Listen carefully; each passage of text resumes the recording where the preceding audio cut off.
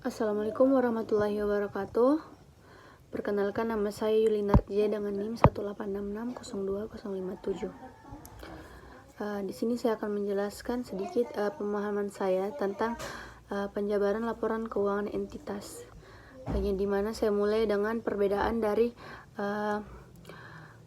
metode translasi dan metode pengukuran yang ada pada metode penjabaran laporan keuangan dalam mata uang asing.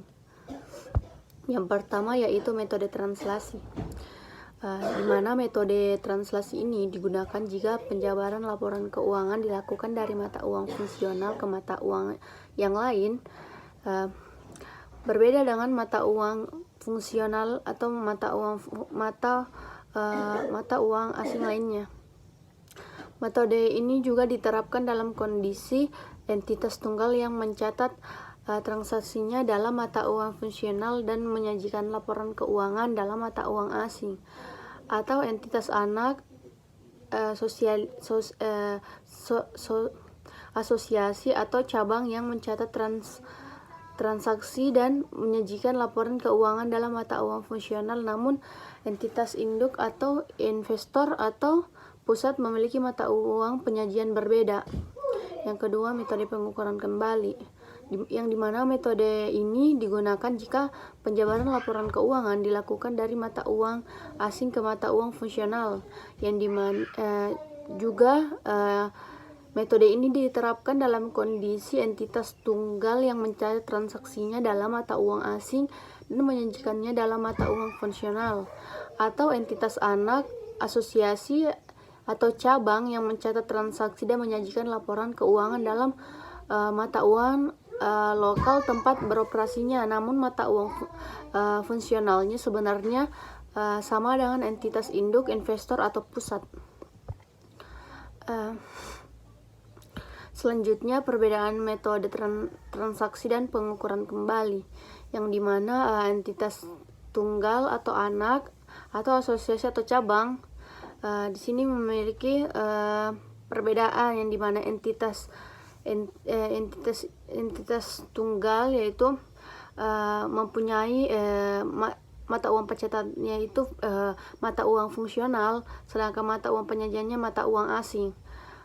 Sedangkan entitas tunggal yang dimana mata uang pencatatannya yaitu mata uang asing, sedangkan mata uang penyajiannya itu mata uang fungsional.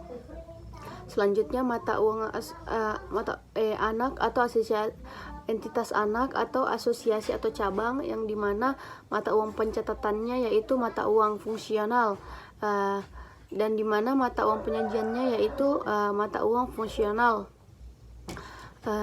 Dan yang terakhir itu entitas anak, asosiasi atau cabang, yang dimana mata uang pencatatannya itu mata uang asing, dan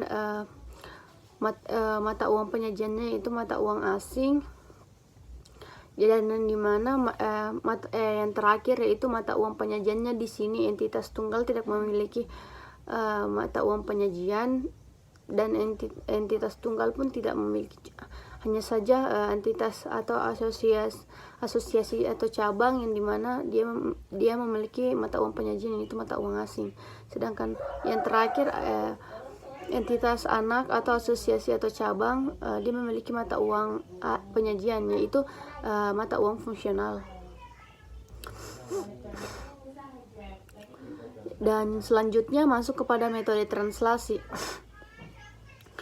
yang dimana perlakuan akuntansi di sini dilakukan ketika dijabarkan mata uang fungsional ke mata uang asing, atau kurs yang digunakan tidak sama untuk masing-masing pos, sehingga menimbulkan selisih atas laporan keuangan hasil translasi. Selisih ini diakui sebagai penghasilan komprehensif lain di laporan keuangan hasil penjabaran. Yang kedua, untuk mempertahankan hubungan ekonomi dalam laporan mata uang fungsional, saldo akun harus dijabarkan dengan kurs yang sebanding. Selanjutnya, akun laporan laba rugi ini yang dimana penghasilan dan beban yaitu umumnya kurs rata-rata periode yang mencakup dalam laporan. Oleh karena itu, kurs digunakan untuk menjabarkan masing-masing akun entitas asing berbeda, yang dimana debit dan kredit dalam neraca saldo setelah menjabarkan biasanya tidak sama. Pos penyeimbang sisi debit dan kredit pada neraca saldo yang dijabarkan disebut sebagai penyesuaian penjabaran atau translation adjustment.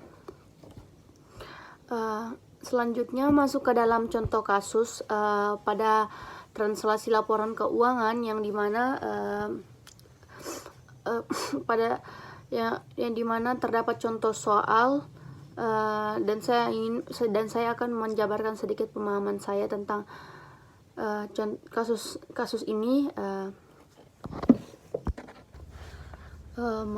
Langsung saja masuk ke dalam jurnalnya. Untuk jurnal yang dibuat oleh PT Induk, yang pertama yaitu tanggal 1 Januari, PT Induk membeli saham German Company 100% sebesar 660 juta rupiah. Yang kedua, jurnal untuk mengeliminasi ekuitas anak di mana modal saham sebesar 480 juta, saldo laba 120 juta yang akan dihapuskan di laporan posisi keuangan. Yang ketiga, pada jurnal paten, pada soal selisih lebih dialokasikan ke paten sebesar 60 juta. Yang keempat, ayat yang dibuat oleh PT Induk setelah proses konsolidasi selama tahun 20X1 karena dividen yang diterima dari entitas anak yaitu 6.250 euro ex kurs. Yang kemudian 13.600 euro kurs atau lot. Yang kelima, 31 Desember 20X1 mencatat penghasilan atau laba Nero dalam entitas anak di luar negeri. Yang keenam, pencatatan amortisasi paten 500 euro. Yang ketujuh, mengeliminasi laba rugi atau entitas anak. Yang ke-8, mengeliminasi saldo investasi entitas anak. Yang ke-9, mengalokasikan diferensial ke paten. Yang ke-10, mengamortisasikan paten. Yang ke-11, laba rugi dieliminasi sebesar 100 juta. Baiklah, untuk yang ke-13, untuk saldo laba pada jurnal eliminasi sebesar 120 juta dengan saldo laba PT Anak. Yang ke-14, dividen yang diumumkan pada jurnal eliminasi berada di sisi kredit dikurang dengan dividen yang diumumkan pada PT Anak. Yang ke-15, investasi PT Anak jurnal eliminasi dari sisi kredit sebesar 95.500 juta dikurangi dengan investasi saham pada PT Jerman. Yang ke-16, paten pada jurnal eliminasi di sisi kredit dan debit sebesar 6 juta jadi dikuranginya 17, debit pada jurnal eliminasi di sisi sebesar 60 juta dengan kredit 6 juta memiliki selisih 54.000.